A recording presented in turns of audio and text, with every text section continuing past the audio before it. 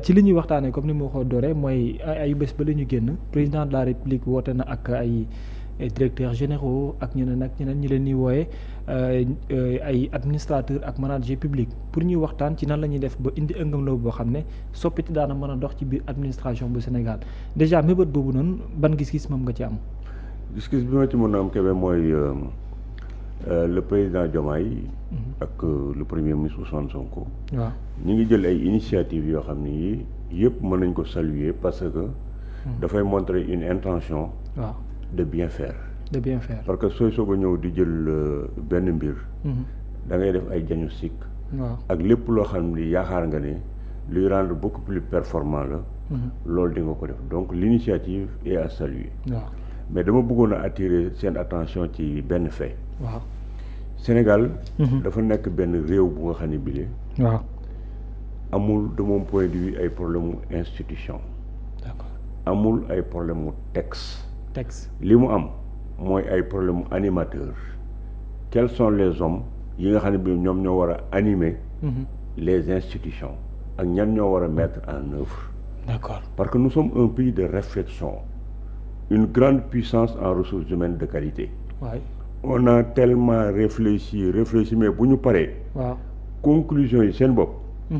li ñuy jël dugal ko ci tiroir yi te foofu du ma fi joxoñ les autorités qui viennent d'arriver, que ce soit des ministres qui viennent d'arriver dans des secteurs, que ce soit un président de la République buy soog a ñëw, que ce soit un premier ministre. waaw parce que man dama ko vivroon. da nga ko vivroon. damaa ñëwoon ñu nommé ma ministre du tourisme de l'artisanat. waaw man ma am sama conception sur le tourisme à distance. à distance. Bon, je suis un voyageur, je vois des pays, gis naa tourisme li muy drainer ci ay milliards de par le monde sans pour autant que ma nekk le ministre du tourisme. waaw kon amoon naa benn conception.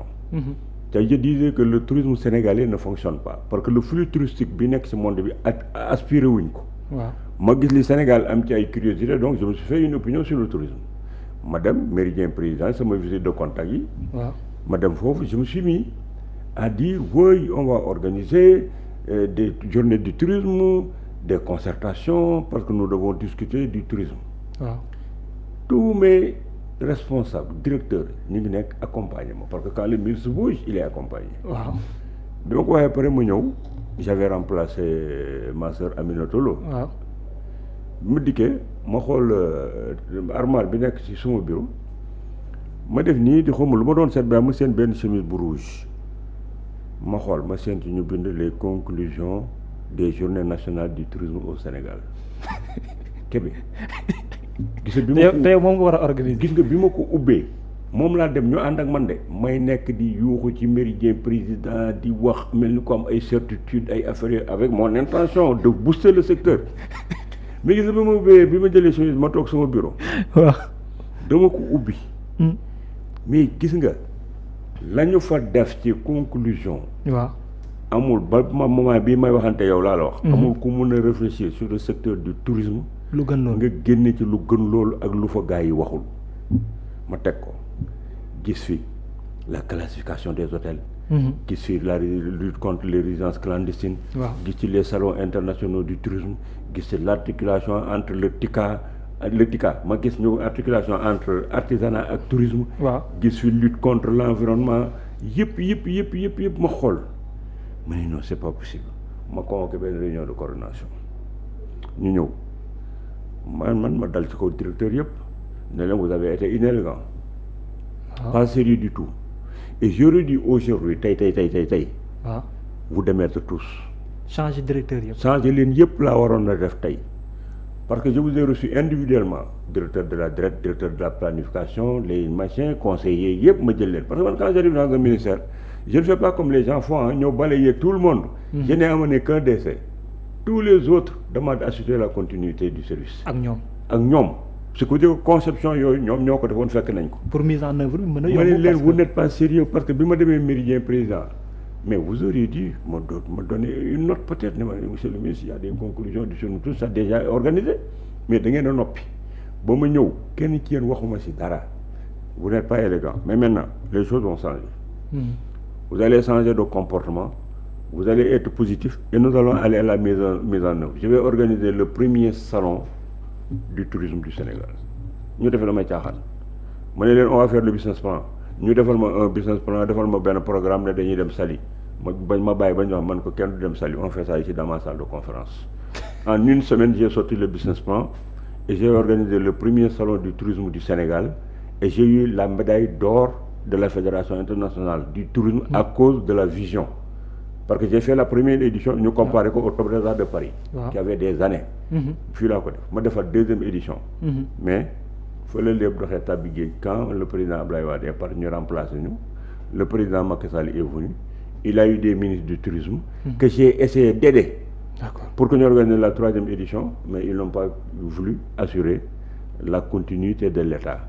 Et jusqu'à présent on n'a pas organisé la troisième édition pour te montrer comment les fonctionnaires qui sont les sédentaires ban comportement la ñuy def pour ne pas dire la vérité aux autorités et pour ne pas mettre en œuvre les forums et les séminaires yi nga xam ne ñoom élaboré nañ ko ba téye conclusion yi mu nekk dans leur secteur. C'est un drame. Donc ñoom li ñu bugg di def bu ñu xooloon ñi leen wër gis nañ ne le président Macky Sall avait organisé en 2015 le forum sur l'administration fële chez kii de Abdou Diouf là au centre d'Abdou Diouf SICAD. Qu'est-ce qui reste à faire? C'est que jusqu'à présent moi je vois pas ces conclusions là yooyu bu génnoon su ko fi ñoom président Diomaye ñëwee fekk leen ko dañ xam ne fekk nañ fi dara et que li ñuy gis ñoom ci administration aujourd'hui ba mu nécessité leen ñu war a def léegi ay forum ak ay kii dana fekk ñu trouver ci ay solutions. Parce que y a beaucoup de tard dans l'administration. Je pense que nous allons y arriver dans l'émission. Pour yow tey lan moo nekk comme par exemple temps yi nga cité lu nekk une urgence que laaj na ñu lëj mbët wala ñu gën a càmbaraat cette administration aujourd'hui. xam nga administration Kébé c'est le bras de l'exécutif. suñu loo nommé. nga war a demal administration moom moo lay doxalal. li nga bëgg sa programme. administration boobu li nga xam ne bi moo ko régir ay loi la. yu ñu voté. def ay décret. décret yooyu dafa am ay arrêté. loolu mooy régir administration mooy seen bréviaire ci yooyu lañ war a sukkandiku pour rendre un service aux citoyens. léegi nag su fekkee dañoo ñëw Sénégal dafa am ñu fi constaté yoo xam ni c'est aberrant te dans aucun pays du monde développé doo fa gis. Sénégal ngay gis ay lois yoo xam ni def nañu ay décrets. des décrets qui sont dans le non signés qui sont dans le circuit. ay décrets yoo xam ne xam nga décret dañ koy def ba pare xam dañ koy circuler. décrets yi kenn du leen gisaat. décrets yi pare. war a am ay arrêté. doo gis arrêté yi. léegi loolu est-ce que mën nga gis une administration qui doit fonctionner suivant des décrets et des arrêtés et qui ne les a pas naka la war a mën a def xam nga ne loolu c'est des manquements. beneen bi si des xam nga administration aussi suñ ko dee wax dafa am administration territoriale. parce que boo génnee fii les préfectures. les départements ñooñu ñëpp bu ñu fa demee. y a des autorités qui représentent l'exécutif. C'est le gouverneur, c'est les préfets, c'est les conseils départementaux. Suñu dellu fii ci biir ville bi aussi c'est la même chose. Après il y a des directions, après maintenant il y a un gouvernement, un premier ministre. C'est tout cet ensemble là moom mooy coordonner li nga xam moom moo représenté exécutif bi war a nekk au service des citoyens. daf ci am nag ay manquements yu bëree. Les fonctionnaires. xam nga dañu politiser l'administration du Sénégal. depuis année. dañ ko politiser ca am na des postes de l'administration yoo xam ni ñooñu waruñu def politique. loolu dëgg la. Sénégal nga toog ba yàgg nga gis le ministre de l'économie et des finances di wàcc sur le terrain politique di politique. defi ji campagne. Sénégal nga toog di gis les directeurs nekk des hommes politiques directeur société nationale yi nii mais ko kenn ku ci war a def ay politique normalement boo bëggee am lu dox warta nekk les ministres de l'économie des finances warta dem di nekk ay les trésoriers waruñu nekk ay politiciens bu ñu dépolitiser wul administration bi du sotti te le fait que ñu dugal politique ci biir administration bi moo fi indi le fait que gars yi respecte tuñu orthodoxie respecte tuñu décret ils font tout pour plaire au prince pour bëgg lu neex ministre bi lu neex politicien bi ministre ba di toog di commencer nag di jalgati di interpréter affaires yi génn ci orthodoxie bi di def loo xam ne pour satisfaire le prince même si la directive du yoon. waaw kenn bëggu ko kenn permettre wul ko. parce que fonctionnaire il est vrai que dafa war a respecter hiérarchie. waaw mais dañ ko wax ne ko si buñ la joxee ordre boo xam ne bii jaarul yoon teguwul ci li nga xam ne bii moom nga war a defee. am nga droit pour bañ. d'accord kon administration war na gën a protéger fonctionnaires yi. pour que bu ñu bañee un ordre illégal de leur supérieur hiérarchique. waaw duñu leen teg yenn daan yi ca duñ leen bloquer di leen mettre au frigo comme les gens ont l'habitude de dire. d'accord politisation bi bu ñu ko réglé dina baax et puis dañu gis ci biir administration aussi ay disparités entre des gens qui ont fait la même école. qui ont fait le même diplôme. d'accord da ngay génne kenn génn ENA moom mu dem dugg ministère de l'économie des finances. yow nga dem ci feneen mu am ay disparités de salaire. day indi ay frustration day indi frustration day indi ay frustration. waaw te itam le fait que mu indi ay frustration am ñoo xam ne ni seen état boobu ñu nekk ca metti leen. waaw day tax ñu koy compenser par d'autres méthodes qui sont pas dans l'orthodoxe. yoo xam ne warul dem waaw warut a nekk. waaw alors yooyu yëpp yu am ci biir administration bi la ca yu ñu war a corriger la. d'accord ci réflexion yee. ñu doon def ci bu Abdou Diouf demee. bu 2015 yi. waaw réfléchiroon nañ ci lii lépp ba waroon a génne conclusion yi yooyu man moom lay xaar ba léegi. pour ñu mettre ko en œuvre. parce que affaire dématérialisation. waaw wax nañ ko fa. ces décrets là wax nañ ko fa. et que les gens doivent comprendre que ne boo bëggee yor réew da ngay am une administration auprès des populations. waaw une administration juste. parce que le président a parlé de proximité. loolu laa la wax. waaw mooy loolu. parce que gis nga mi ngi wax proximité. waaw il a très bien vu parce que boo demee Singapour le premier ministre de Singapour ba mu fi toogee benn jour les gars de la fonction publique dañoo ñëw di ko seet si di réclamer ay hausse de salaire. mu posé ñaari question ne leen waaye yéen li ñuy am comme budget nii ba ngeen bëgg ñu jox leen ci ay affaire ñan ñoo koy joxe ñan ñoo ëpp lu ñuy fay ci kii bi ñu ne ko les ménages et les secteurs privés. mu leen vous savez ce que vous allez faire allez ngeen am les meilleurs rapports avec les ménages le secteur privé. ngeen discuter ak ñoom vous faites les incitations qu'il faut pour que léegi boo ndikkee ma xool à partir du résultat ma xool lu may def ak yéen. exact administration bi dem contrairement à l'administration sénégalaise bi nga xam ni day xool le secteur privé en chien de faïence comme ça. def leen ay vaches à lait yoo xam ne da nga war a dem di tirer ci ñoom jël impôt fii topp leen. verser loo leen TVA yi par force di leen bunduxataal. ils sont allés woo les éléments du secteur privé. ñu ñëw ñu discuter ñoom après ils ont fait des incitations telles que la courbe là.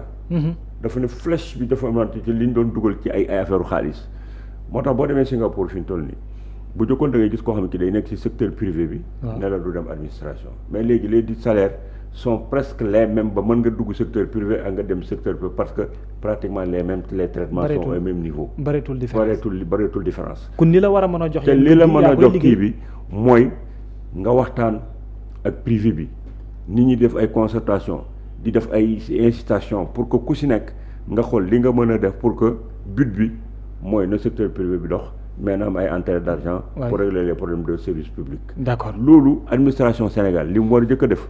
mooy li mu wax noonu mooy approche bi mu war a def pour rendre un service qui n'est pas payant parce que l'administration ne fait pas payer les gens. dafa war a ñëw pour rendre service. pour permettre population yi ñu war a mën a bénéficier di politique publique yi nga xam ne moom la l'exécutif mettre en place. d'accord donc complicité boobu. des na suñ ko réglé woon aujourd'hui le budget dina ëpp ay entrées. d'accord am na tam benn côté lu ñu lim mooy les lenteurs administratives yi nga xam ne lim nañu ko ñenn ci ñoom également di wax ne yéexaay bi non seulement mu ngi fi mais nee nañ aussi gaaw bi mu war a gaaw maanaam moo warewul mais tamit yenn décret yi ñu la war a signer lu ci bari ba dafa archaïque. mais c'est-à-dire que il faut adapter. waay il faut adapter les choses. waaw et Sénégal def na ko gis nga décret yi nekk ci biir man Sénégal laa gis ay décret yu nekk ci biir tiroir yi ca génnul ak itam ay décret yoo xam ne maanaam renouvellement bi ci war. amul arrêté pour mu moderniser wu quoi. parce que du ñu moderniser te ils laissent dormir dans leur tiroir les chronos qui dorment sur les bureaux des gens kooku itam traitement dafa war a gaaw.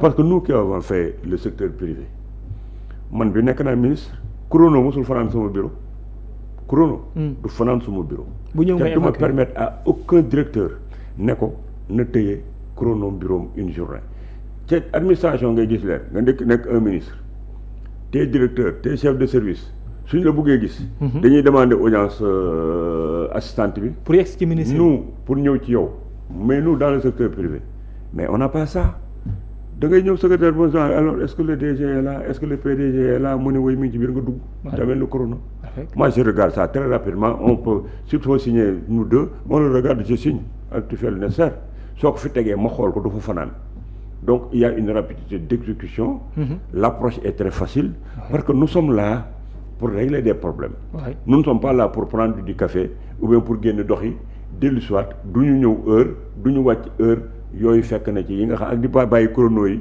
muy def nii ci ay bureau di fa tegloo da ngay dugg fi benn bureau nga fekk chrono yi tegloo nii parce que ça veut dire que le gars là il a autre chose à faire que de regarder les chronos et de les signer kooku inconvénient yooyu ci la am beneen bi sax on a une concentration de l'activité au niveau de Dakar au niveau de Dakar waaw décentraliser wuñu dématérialiser wuñu pour permettre à ce que Dakar, les gens qui sont dans les régions puissent régler le truc au niveau de ces terroirs-là au lieu de venir jusqu'à Dakar. Quand vous avez le service de la solde au niveau du ministère de l'économie et des finances, l'enseignant qui est à Kédougou dafa war a jóge Kédougou ñëw ba fii pour régler xool ay avancement ay affaires yooyu yëpp ça veut dire que c'est tout le pays qui converge vers Dakar. Alors ñooñu boo demee service solde boo fa demee mais da nga leen di fekk liggéey bi def leen nii mais c'est qu'on est dañoo dématérialiser woon affaires yi. que nekk Kolda li mu soxla am ko citoyen bu nekk fa nga nekk ci sa terroir ñu décentraliser le maximum de tes besoins bu ko defee léegi da nga def benn déconcentration boo xam ne bii les choses iraient plus vite et c'est possible. D'accord. Nous sommes dans un monde moderne. Mais est-ce que kon donc cette digitalisation dont on parle pour que modernisation mën a nekk lu antu nouvelle technologie nan lañ ko war a mën utiliser de sorte que ñu moom laa lay wax nii dama leen ni ñoom commencé woon nañ ko ba ni woon léegi il faudrait que ñu dématérialiser déconcentrer affaire yëpp utiliser le digital pour que gars yi fu ñu mun di nekk ci biir Sénégal avec l'ADIE ñu commencé di régler lu mel noonu mais jusqu'à présent ça piétine. C'est pourquoi je dis que ce pays là les gens pédalent dans la choucroute dégg nga ça veut dire pédaler dans la semoule quoi en fait il faut nulle part mais je te jure du ñu dem fenn parce que yii nga xam ne ñu ngi ko wax man ak yow yëpp soo demee mi ngi ci woon entamé nañ ko dañ ko dul àggale dañuy commencé benn affaire ne ko fa ñukk soo demee sax moment bu ñuy wax nii man ak yow soo demee conclusion yi génn nañ ko bu dugal ko mi ngi ci biir tiroir yi boo fa demoon fi ne ni nga bokkal ci génne ko léegi tu as des mises en œuvre tu as trouvé des solutions à tous les problèmes yi nga xam ne yaa ngi koy posé décret yi ñu génn leen arrêté yi ñu def un pays ne peut pas fonctionner sans décret sans arrêté parce que leneen loo fi def c'est dans l'illégalité et tu es bloqué on ne peut pas concentrer tous les besoins à Dakar ça veut dire que da ngay sonal nit ñi un exemple xam nga toogoon nga fi nga déggoon fii ñu ne léegi dañ doon def l'audit du personnel de l'administration xam nga amoon na fi léegi ba léegi yaa ngi gis des gens yi nga xam ne ñu ngi liggéey ci administration di jël ay salaire ak ay affaires yooyu yëpp ay affaires yëpp ñu ngi fi am ak ñoo xam ne ñii amuñu bureau ay fictif lañu te commencé woon nañ bay def audit bi audit boobu lu tax ñu ne ko ñukk arrêté ko audit boobu waroon na xam ba nga xam yow léegi combien de fonctionnaires tu as gis nga les gens là actuellement nii mënuñu lu wax le nombre de fonctionnaires ñi nga xam ñoo leen ko wax peut-être wax solde ñoom rek peut-être parce que ñooy fay parce que ñooy fay parce que gis naa ministère de la santé bi mu ñëwee ci question d'emploi yi mu am au niveau du ministère si nee na presque 1500 yoo xam ne ñu ngi fayee ko chaque année ñu ngi fayeeku te boo ko calculer ça donne presque des millions et des milliards. parce que ministère de la santé te kenn mënu la wax santé ñoom dañoo am benn affaire bu nekk foofu dañoo am un personnel ce qu'on appelle un personnel administratif ak un autre personnel boo xam ne bii qui est payé par l'hôpital moo tax ngay gis le plus souvent les syndicalistes bu ñu mësaan ñëw su ñu defee ay grèves grèves yi day am parce que tu as les professeurs les médecins après maintenant tu as les personnels d'accompagnement ñoo xam ñooy ñëw di accompagner di taxaw kii yeeg affaire yooyu dugg na fi génn fi heure boo nee grève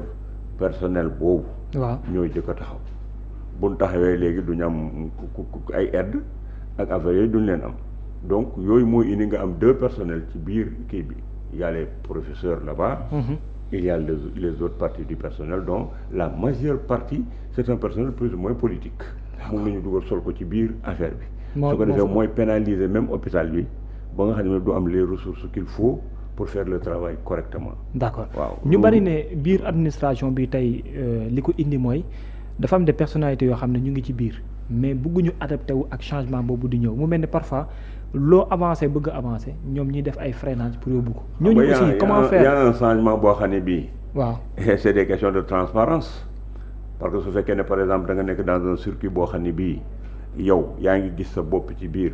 waaw parce que tu es en dehors de tout contrôle. parce que gars yi bu ñu digitaliser affaire bi ay bréviaire lay doon. waaw ak ay méthodes de fonctionnement et il y a une possibilité de contrôle. ay court-circuit. waaw ak possibilité de contrôle. contrôle dafa am contrôle et puis tam dañ lay tegal benn schéma boo xam ne bii fi nga war a jaar. obligatoirement. parce que soo ci jaarul tu es plus ou moins commandé par la machine. c'est la machine qui t'impose ce qu'il faut faire. suñ la nee par exemple fii ngay dugal pour mu génn fi am na loo xam boo ko deful doo am résultat bi. c'est vrai. et que nit ñi fu ñu toog mën nañ lay xool mën nañ lay contrôler. Quand tu es directeur de quelque part si tu as un bon service digital tu contrôles tout ce qui se passe dans ton service hein. Tu fais un clic tu vois tout ce qui se passe tu as ton monitoring qui est là qui te montre comment ton service marche. Donc il y a des gens yoo xam ni dañuy def des éléments de blocage.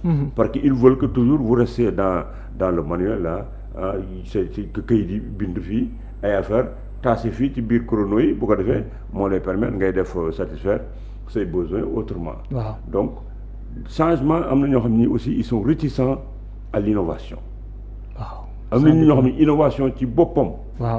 dara leen ci bëggul cas boobu aussi ça me rappelle quand j'étais dans le secteur privé j'avais toutes les installations de la Sonatel on a sorti un jour un système boo xam ne bi par exemple xam nga booy def sa kii ay installation de système da ngay def élément évaporateur boo am ci biir da ngay am benn condenseur ci biti soo bëggee def fii 10 climatiseurs tu as xoola 10 éléments extérieurs ci biti léegi moom un nouveau système boo xam ni tu peux avoir un élément fii nga am 10 ci bureau yi am un seul élément ci biti bu koy commandé alors je suis venu à la Sonatel ma proposé ko chef de département qui était là-bas ma proposé ko ne ko léegi lii laa lay defal c'est gis nga Sonatel bi nekk en face de la cathédrale dama ko proposé woon benn système de climatisation pour doon soog a génn bu nekk genre yooyu mais bi ma ko doon def j'avais un responsable de bureau d'études qui était un polytechnicien bi ñu ma passé commande bi quand j'ai regardé ma gis ne il s'était complètement gouré il m'a fait presque un prix de revient égal prix de vente ma ni ça c'est une catastrophe ma ni boo je vais aller à la Sonatel waa ji nga sama benn mbokk xarit la bu nekkoon benn dugaloon foofu Kébé mooy dugg ni koy booy na nga def sa waaye affaire ma ne ko mais soo tëtëtët je vais te mettre xoolal le dernier cri de la climatisation chez Carrier mais kooku moom da nga kii mu déglu ma wax fa mun ma tu dis quoi le dernier cri man ko waaw mun ma man nga bëgg a def cobaye j'en veux pas appelle Castaner l'architecte là tu vas revoir ça je ne le prendrai pas ma toog foofu man maa ngi kontaan ci li mu bañ moo koy dialogue di ko moom non loolu je veux rien comprendre ou bien on annule le marché tu me changes ça je veux pas être ton cobaye man ko d'accord je vais perdre de l'argent mais je vais y aller ma dem changer ko affaire bi defal ko ni mu ko bëggee defal ko fa benn machine boo xam ne bii ça m'a permis man fee maa ngi doon am gagné woon ay 7 millions j'ai gagné 12 millions en changeant la machine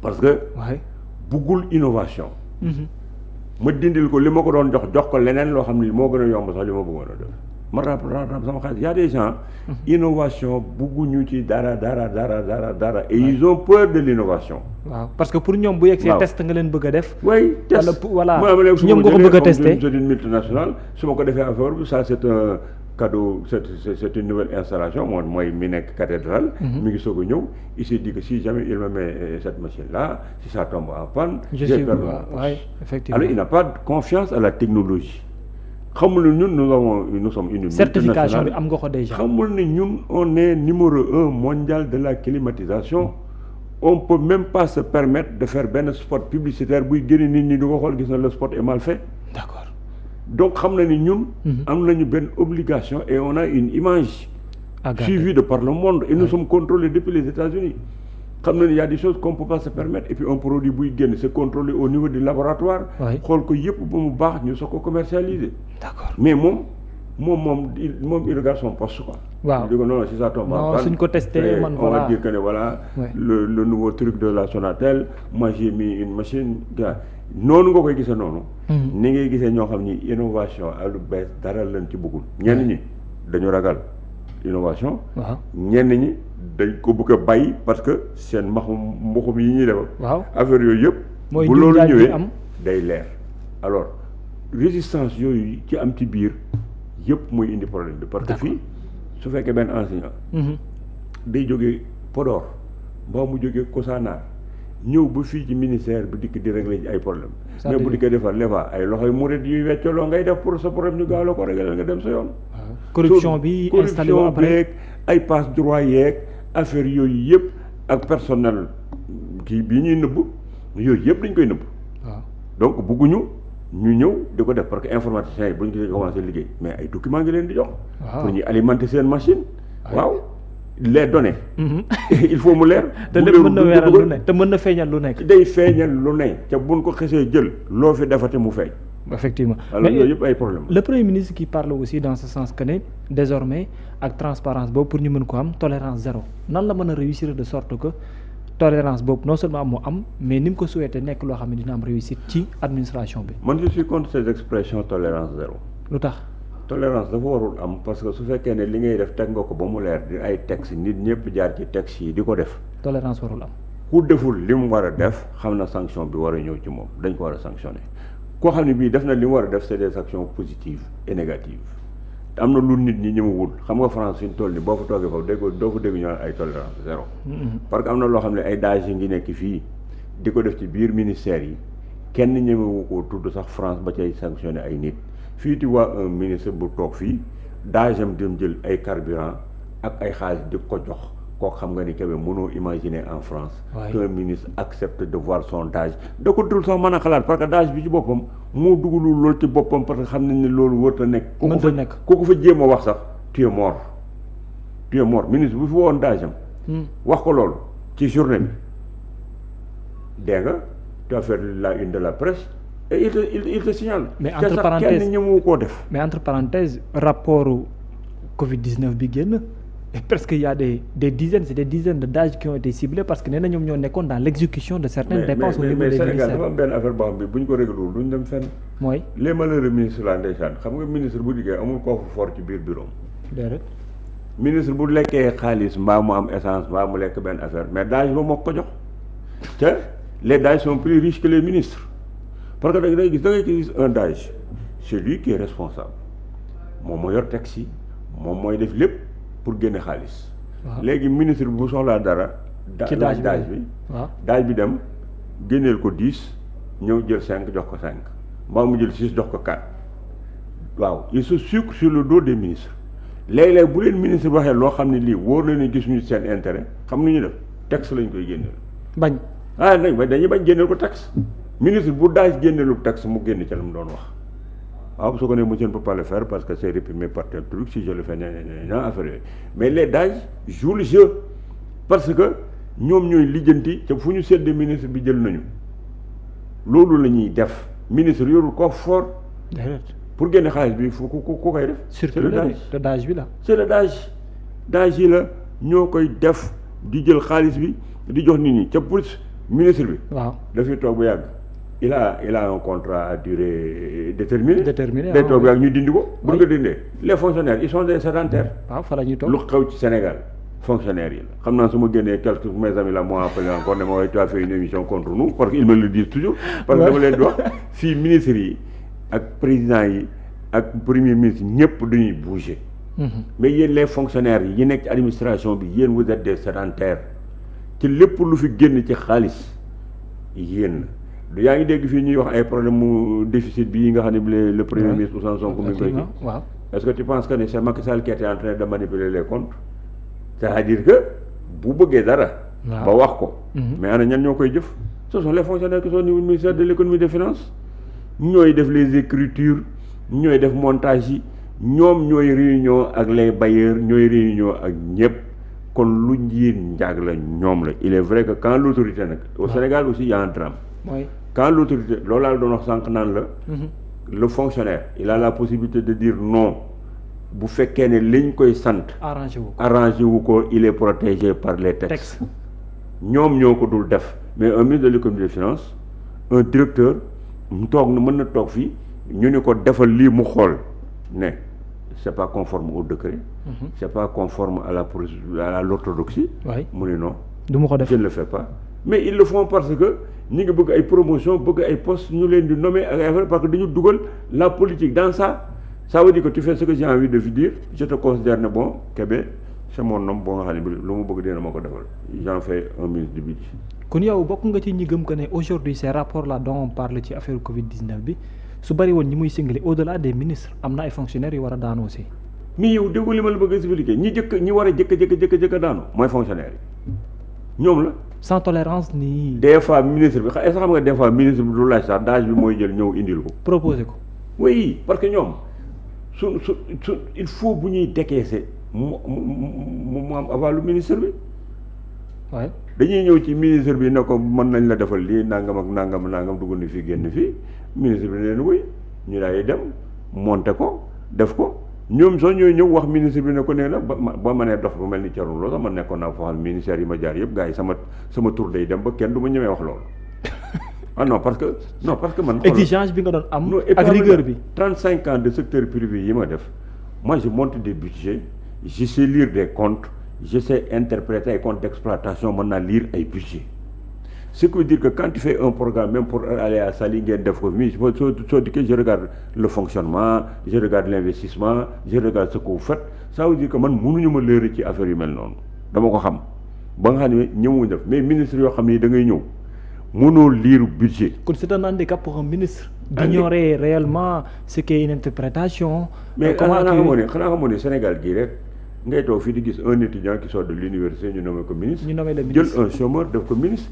dans tous les pays du monde il faut que tu sois un homme d'abord c'est les gars qui contrôlent des régions qui contrôlent des trucs ba pare qui sont dans la production am benn background boo xam ne bu ñu dikkee c'est des développeurs.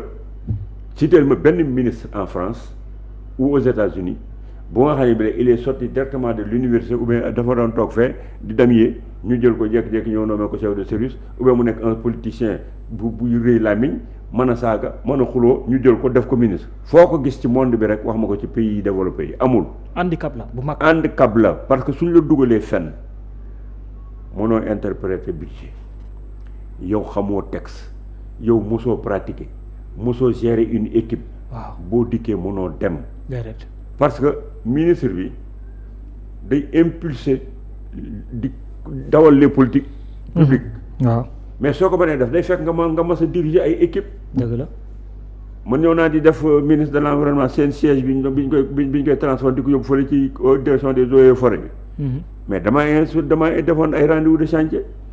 man maa nekkoon ministre bi mais xool damaa def rendez-vous de chantier chaque jeudi ma ñëw rendez-vous de chantier parce que yàgg naa koo def su ma dikkee les corps d'état taxaw architecte bi taxaw ma xool l'avancement des travaux xool liggéey bi nañ koy def moo tax tey jii gis nga seen siège bi ni mu mel c'est allé rapidement. man su ma nekkoon ministre de la santé mais doo gis benn hôpital bu ñu fi commencé hôpital ba toog ñu ne hôpital ba parewul lekk nañ xaalis ba déedéet on fait l'hôpital de Guédiawaye exemple. mais j'ai dit ok l'hôpital de Guédiawaye architecte entrepreneur je dis chaque jeudi ou bien chaque vendredi je viens rendez-vous de chantier pour contrôler l'avancement des travaux. Oui. dinaa ko xool mu jaar yoon te du taxaw parce que xam nañ ne bu ma dikkee jeudi bu nekk y a des PV de chantier bu ma dikkee PV de chantier bii vendredi ba le passé la woon lay toog. te bu nekkoon ba fongali mi di nga fa dem. fongali mi ba fu ne dinaa dem def rendez-vous de chantier mbaa su ma fa mënta demit ma imposer leen rendez-vous de chantier yoo xam ne dañ may envoyer les PV. pour nga xam avant PV bu ñu ma jox. bu prochain jeudi dinaa xool quel est l'avancement des travaux te danaa toog fi ba yàgg mën fa cëpp ak samay PV pour vérifier suñ ko doon def. doo gis chantier bu ñuy commencer Sénégal ca àggut. waaw te doo gis aussi travaux yi ñu di ko def d'une certaine manière boo xam ni dañuy jouer sur les trucs di modifier les plans ba nga xam ne boo paree li ngay am du baax lépp méthode la ak ko xam. te nangoo jëf lu baax. problème mu Sénégal. waaw loolu moo ci nekk on ne choisit pas les hommes qu'il faut. quand on choisit les hommes là ils ne respectent pas les procédures. beneen bi di rek lu leen autorité bi wax ñu def ko sans se soucier des textes boo waxee ñu ni la hiérarchie oui il faut respecter la hiérarchie. mais bu joxee ordre bu baaxul dañ la wax ne la bañal waaw mais ñoom duñ bañ dañuy nangu parce que ay poste la ñu politiser yaa même fait un directeur d'une société nationale nga gis ko fële mu nekk ca làmb ja dafa joxe ay 10 millions ak ay 15 millions ak ay 20 millions ñu leen di tudde ay soirée de gala ak ay affaires yooyu yow ban pays du monde nga gis ku ñemee def lu mel noonu ce sont ces tares de l'administration la ñu war a dindi changer ko dépolitiser ko ba pare ñu dématérialiser affaires yi transférer les trucs dans les terroirs pour que les gens du ñëw ñëpp Dakar les décrets d'application yi nga xam ne bi def nañ ko génnee les arrêtés nañ ko def tu peux pas un décret sans arrêté après une loi qui est votée décret ba génnut décret d'application bi génnut quand vous votez une loi il y a un décret d'application un décret quand il existe il y a un arrêté yooyu mooy encadrer le fonctionnaire pour que mun a liggéey yooyu yëpp nag suñ ko raxasul defu na ko on n'a pas une administration de développement te réew yu mel ni bu Sénégal administration de développement la soxla les gens disaient que on n'a pas besoin de démocratie on a besoin d'une administration auprès des populations et qui fait son travail. Effectivement loolu dëgg la waaye ci benn côté également ñu jeex